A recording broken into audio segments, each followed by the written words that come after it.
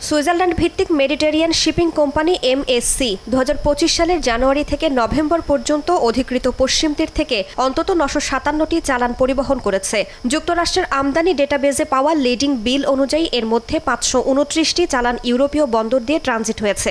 এর মধ্যে রয়েছে স্পেন থেকে 390টি, পর্তুগাল থেকে 115টি, নেদারল্যান্ডস থেকে 22টি এবং বেলজিয়াম থেকে 2টি চালান। সংবাদ মাধ্যম আল জাজিরা ও প্যালেস্টিনিয়ান ইউথ মুভমেন্টের যৌথ অনুসন্ধানে উঠে এসেছে এমন তথ্য।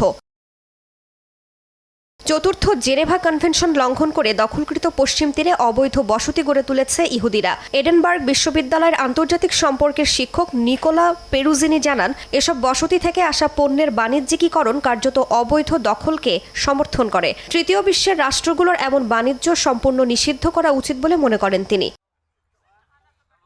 যুক্তরাষ্ট্রের প্রেসিডেন্ট ডোনাল্ড ট্রাম্পের প্রশাসন 2019 সাল থেকে বসতিগুলোকে অবৈধ নয় বলে অবস্থান নেয়। ইউরোপীয় ইউনিয়নও এই বসতি স্থাপনকে শান্তির পথে বাধা বললেও বাস্তবে ইউরোপীয় বন্দর হয়ে সরাসরি এসব বসতিতে পণ্য পাঠানোর প্রমাণ মিলেছে। অনুসন্ধানে উঠে আসে খাদ্যপণ্য ও বস্ত্র থেকে শুরু করে ত্বক পরিচর্যার সামগ্রী ও প্রাকৃতিক পাথর সহ বসতিতে উৎপাদিত নানা ধরনের পণ্য পরিবহনে কার্গো শিপিং কোম্পানি ও ইউরোপীয় সমুদ্র বন্দরের ওপর ব্যাপকভাবে নির্ভর করা হচ্ছে। যদিও MSCর দাবি তারা আইন মেনেই তাদের কর্মকাণ্ড পরিচালনা করে।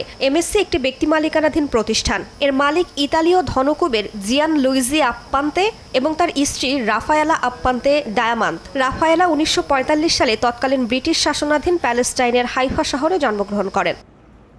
রাইসা জান্নাত, সময় সংবাদ।